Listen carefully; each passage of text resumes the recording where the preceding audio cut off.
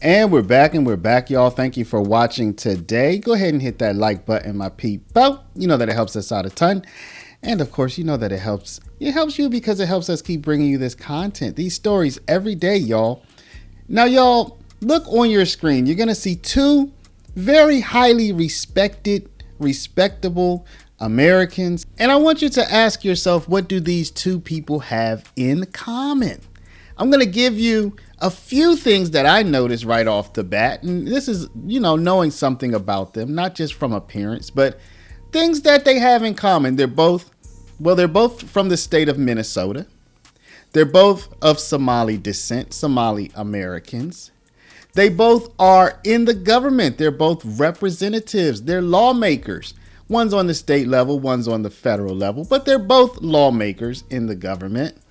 And in case you didn't know, and we will be getting into this later in this video for the people who maybe just like watching this, or maybe it's going to be your first time hearing this. In case you didn't know, they both publicly endorsed a $250 million scam that was run on the American people. So we'll have more to say about that later in the video. But right now, what we're going to talk about, we're going to follow up a video that we did yesterday about Mr. Omar. Oh, they both have Omar in their name. There's another thing they have in common. We have Ilhan Omar and we have Omar Fateh. There's something else they have in common. So we're going to talk about Mr. Omar Fateh, y'all. He is the person that you see here, the gentleman. He's part of the Minnesota legislature, and he's running for office, and he's running for mayor of Minneapolis. He recently won a Democratic primary or something of that sort, and now the Democratic Party, they're called the DFL, so that you know, that means Democrats of Minnesota. They're yanking his endorsement, y'all. We did a video about this yesterday. I'll link to it at the end of this video, down in the comments maybe. But now his countrywoman, his double countrywoman, because they have two countries, this double countrywoman is coming to his defense and going against her own party. But don't we all know that the Democratic Party tends to do this anyway? This is how they work. So in this video, we're going to just flash back and fill in everybody who's not quite familiar with how the Democratic Party gave him this endorsement, then yanked it from him. And you're also going to see how your girl, Ilhan Omar, came out and said, y'all, that ain't right. What's she going to do about it? Nothing. Anyway, y'all, let's go ahead and get into it. But before we do, y'all, make sure you take care of your money. I'm not going to make this a long one, y'all. Go to paralegold, PARALEGOLD.com, or call 844-651-8334, 844-651-8334. If you have $50,000 to $100,000 or more in your retirement, protected from inflation, protected from monetary debasement, you're about to retire. Make sure your money's still there and it's still worth something by investing at least some of it in gold. Talk to our partners at Augusta Precious Metals. Go click the link now, get the free information, and protect your precious retirement. Just hours ago, the DFL revoked its endorsement of State Senator Omar Fateh. The party called the voting process flawed. Mayor Frey's campaign went a step further, calling it brazen cheating. Fox 9's Mike Manzoni joins us now. And Mike, the DFL is putting the Minneapolis chapter of the DFL on probation over this. And it is also barring the Minneapolis DFL from conducting another endorsing convention this year. This all started last month when the party met at Target Center to endorse a mayoral candidate. Fateh won the endorsement over four others, including Frey. Now, at the time, Frey's campaign called the convention extremely flawed and irregular. Those are quotes. The DFL found the convention undercounted by 176 votes and erroneously dropped Dwayne Davis after the first ballot. He's one of the candidates. The party also says organizers lost the delegate credentials book for an entire ward and did not properly secure the check-in sheet. Fateh's campaign is not happy about the move to pull the endorsement. His team sent us a statement saying in part, quote, "Our campaign sees this for what it is. Disenfranchisement of thousands of Minneapolis caucus goers and delegates who represented all of us on convention day. The establishment is threatened by our message." So as you see from that report, Mr. Fateh won this primary or caucus or whatever they call it. And then the current mayor said, hey, he shouldn't have won. So the Democratic Party said, oh yeah, actually he didn't win. Or maybe he did, but maybe some things got mixed up, and let's just call it all off. We'll just say everybody won or nobody won. Y'all know it's kind of like the Democratic thing. You know, they give partition. Yo, was that when the Democrats started going wrong? When they started doing like, you know, the everybody gets a trophy. Was that like one of the first things that let you know that this party was about to go downhill? When they said, you know, there is no first, second, and third place. Everybody wins or nobody wins. Well, they did that to Omar Fateh. After he won, they came back and said nobody won. And now your girl, Ilhan Omar, is coming to her countrymen's defense. Here, Fox News reports, Ilhan Omar erupts at her own party for reneging on socialist candidates' endorsement. Inexcusable, she says. Oh yeah, y'all, Fateh's a socialist, by the way. That's why I'm talking about him, because I'm not down with that. All right, let's read. A progressive House squad member is attacking her own state party leadership for going back on its endorsement of a self-described Democratic socialist to be mayor of Minneapolis. Representative, your girl, Ilhan Omar, Democrat from Minnesota, called out the Democratic Farmer Labor Party, that's why it's called DFL, Democratic Farmer Labor Party, the Democrats' affiliate group in Minnesota, late on Thursday night after it revoked its endorsement of State Senator Omar Fateh. DFL leaders cited substantial failures in its endorsement convention process. So what did your girl Ilhan Omar say? Well, let's go to her X account. We'll read it direct. She says, "It is inexcusable to overturn the DFL endorsement of Omar Fateh. A small group, a majority living outside Minneapolis, met privately to overturn the will of Minneapolis delegates who volunteered, organized, and participated in a months-long DFL process. Unacceptable." And this was in response to someone else who had also spoken about what Ilhan Omar had said. Looks like she was in this Axios story. We won't go into that, but let's just take a look at this. News. U.S. Representative Ilhan Omar sharply condemned the DFL's decision to overturn Fateh's endorsement, joining local elected in calling the move a stain on our party that will damage Democrats' ability to organize and win this year, next year, and beyond. Y'all, what party are they? Do they not know? I literally have, y'all can't see me, but I have my hands raised in the air like, you know, like confused, like what? Did they not see how they did Bernie Sanders?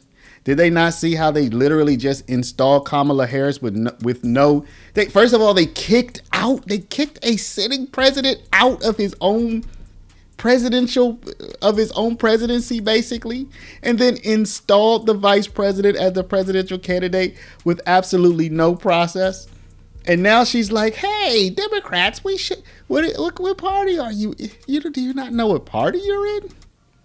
Anyway, y'all, that was a rant, but hopefully y'all felt me there. So yeah, this is what the Democrats do. Is she surprised now? Anyway, y'all, maybe we shouldn't be surprised that she is surprised. You know what I mean? Because if she really had been paying attention, there's no way she would still be with the Democratic Party to begin with. So now that y'all are filled in on Fateh being screwed over by the Democratic Party, which tends to screw people over, and for some reason people don't, They just don't take notice. They just don't take notice of it, or they give them a pass. I don't know. I don't get it.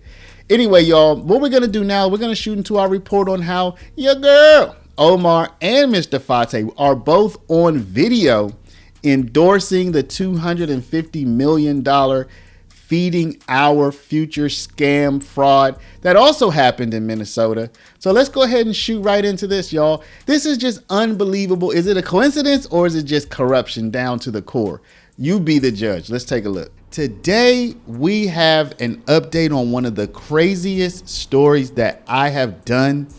It is a not only $250 million fraud called Feeding Our Future, but it looks like the fraud may have even extended way beyond $250 million. And you know who promoted it?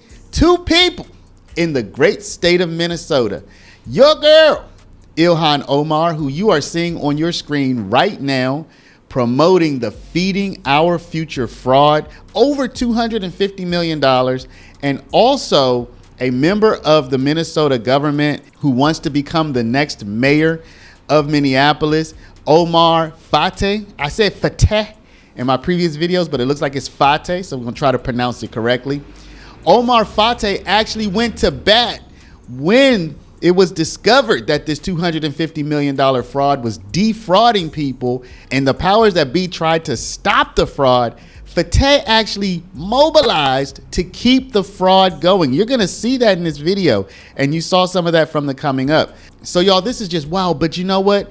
This sounds like something that happened, but it's actually continuing, not the fraud, but the aftermath. 3 more suspects in the Feeding Our Future fraud case made their first court appearances this afternoon.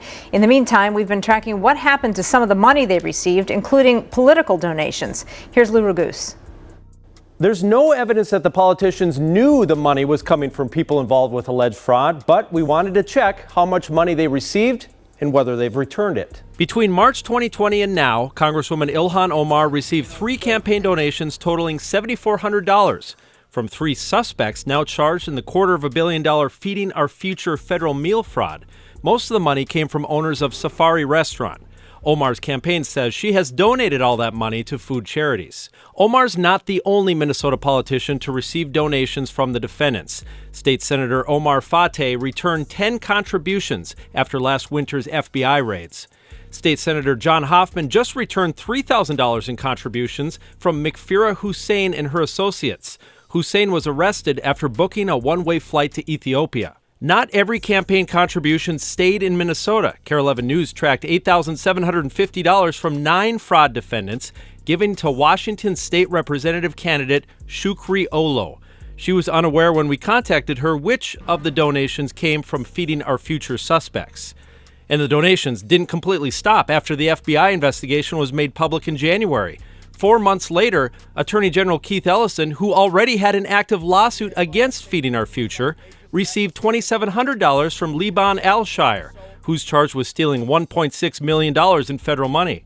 Ellison's campaign announced they refunded the donation in full. There also were a couple losing primary candidates who received donations. Because people are still being arrested, people are still being put on trial, and people are still being found guilty and sentenced. And just within the last week, the biggest sentence for this fraud, the biggest prison sentence, was handed down. So this thing is not over by a long shot. I would say it's just getting started. And you have to wonder if any prominent people might be arrested and put on trial for this. Let's get into it. Handed down the longest sentence so far in the Feeding Our Future fraud scandal. Amazingly, it's not the only major development in court. Turns out the $250 million estimate is only a drop in the bucket to what the fraud cost the taxpayers. Lou Ragoose lays it all out for us. As the ringleader in a group that stole nearly $50 million and the mastermind behind the plot to bribe a juror in his trial, 36-year-old Abdiaziz Farah is one of the most prolific fraudsters in the Feeding Our Future case. Yeah, he's one of the worst for several factors. Acting U.S. Attorney Joe Thompson says Farah was one of the very first people to begin defrauding taxpayers during the pandemic, recruiting others, and claiming to serve 18 million meals to children, at first out of his tiny Empire Cuisine and Market in Shakopee. Eventually making more absurd claims, such as serving kids in big open fields to the tune of nearly $50 million. People in this case not only took tens of millions of dollars, but laundered much of it abroad and sent much of it to Kenya, among other things. They were building an entire apartment building in Nairobi. The feds can't get back the cash Farah sent or the property he bought in Kenya, but they did seize 5 luxury cars and all the U.S. property he bought, including lots on Prior Lake, where he planned to build a multi-million-dollar home. At his sentencing hearing, Farah apologized for trying to bribe one of his jurors, saying he panicked, but he said nothing of his role in the fraud scheme. The sense I got was he's sorry he got caught. Judge Nancy Brazel sentenced Farah to 28 years in prison, the longest sentence so far among the pandemic meal fraud suspects. And afterwards, Thompson updated the scope of the overall loss of taxpayer money. So the $50 million that they took, most of that's in addition to the $250 million that's commonly cited as the total loss amount in this case. So the total loss in this case is well in excess of $300 million and possibly in excess of $400 million. Now, the reason for that, the $250 million number accounts for the fraud that was run through the nonprofit sponsor called Feeding Our Future. But Farah's group worked with a different sponsor called Partners in Nutrition. No one from Partners has been charged yet. Thompson says they're still investigating. Farah still needs to be sentenced for the juror bribe, which will likely add more years to his 28-year sentence. Rena. So you may wonder, okay, Omar Fateh, you know, he's popped on the scene recently because he's like the Minneapolis version of Mamdani, you know, socialist, wants to take money and resources from people of means and wants to give it to people who don't have anything. You know how it goes, right? It tried and true, never worked, won't work here. But he's popped onto the national scene with his crazy promises. But now people are to say, hey, aren't you the same guy? Isn't that you who, when we found out that Feeding Our Future was defrauding us for hundreds of millions of dollars, weren't you the person who came and tried to keep the fraud going?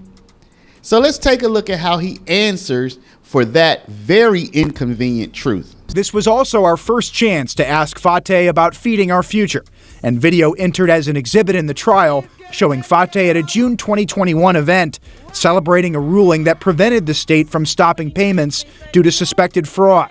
Fateh praised two key players later charged in the scandal, Ikram Muhammad and Executive Director Amy Bach. And I want to thank also Amy. Months later, the FBI carried out their raids. You were on video thanking Amy Bach, Ikram Muhammad. What do you say to Minneapolis voters about those connections, given what ultimately happened to those folks? That was a situation which was really heartbreaking.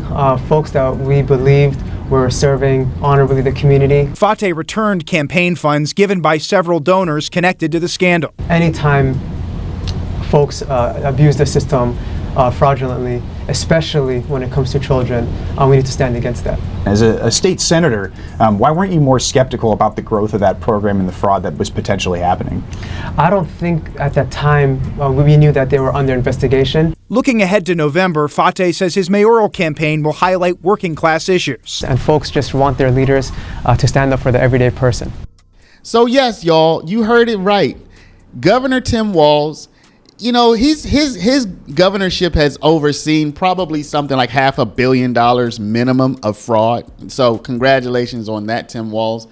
But to his credit, y'all, it does look like they tried to put a stop to the fraud. What happened when they tried to put a stop to the fraud?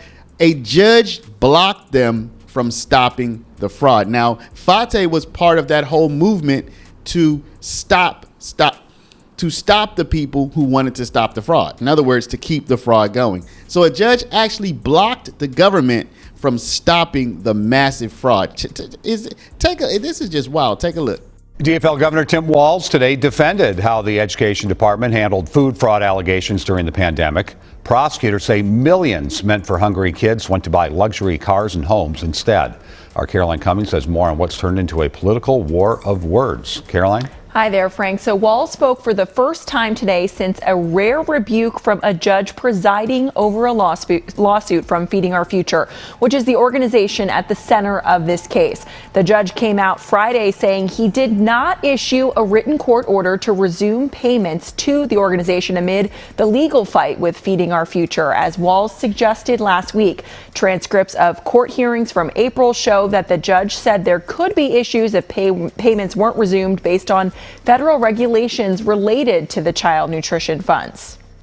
I'm not an attorney. I know that in my time here, there's never been a state agency had a contempt of court filed. So we're nervous. We're rule followers. We're trying to get this right. But my gripe is not with the court. It's with, and again, that's the interpretation on this. I mean, that's what the lawyers all thought, that's what it meant. At issue in this case was processing applications for Feeding Our Future sites, not payment. Still, Wall said today his administration interpreted the order as having to act on paying those funds. Republicans accuse the Education Department and the Attorney General of not doing more to stop the alleged fraud and are seeking more answers of the timeline of what led up to the indictments of dozens of people in the case last week. So y'all, how do we explain this? I mean, what do we say about this? More than $250 million. Over 70 people involved, probably hundreds of people if you really want to get down to it. And this is just one of at least two, and this is just one of two major hundreds of millions of dollars fraud that we see under the Tim Walz administration. And he's always like, oh, we didn't know. We didn't, when we saw it, we couldn't do anything. Come on, man. So anyway, y'all, let me know how much of our economy is probably fraud? How much of our economy is probably just being stolen? How much of our revenue, how much of our national treasure is probably just being stolen? I mean, I would have said previously maybe 1%, maybe 0.5%. I'm starting to think it might be much more than that. I mean, of all the government expenditures, if you told me now 10, 15, 20% or more, I probably believe it. And that is devastating, because then what happens is this: people don't get the services. They don't blame the government. And if they do, who cares? Because the government just blames the rich people. They want to raise taxes. They get more money in, and then they steal more, or they waste more, or they lose more. You see how that works? It's crazy, y'all. Let me know what y'all think about all this. What is the solution? How can we stop this? This is just the way it's going to be? Because it's not just the United States. It's all over the world. It's all over the world that things are like this. All over the world. Trust me. So y'all, let me know down in the comments. But before you do, hit that share button. Share this video out, y'all. Let's get the word out. Share it over email, text message, WhatsApp, Facebook, Snapchat, Instagram, all of your favorite social mediums. And if you haven't yet subscribed, you better go ahead and hit that subscribe button. Come on, people. For my people with a retirement, if you have a 401k, IRA, any kind of retirement, and you want money money is going down, y'all. Money's going down in value. Money's going down in value. You know this. If you still want there to be some value, you better look into gold, y'all. Gold is upholding its value much better than stocks, way better than bonds. Trust me, y'all. Look into it. Go to Paralegold, PARALEGOLD.com. Get the information and talk to my people at Augusta Precious Metals at 844-651-8334. Thank y'all for watching. Love y'all, and we'll see you back in the next one.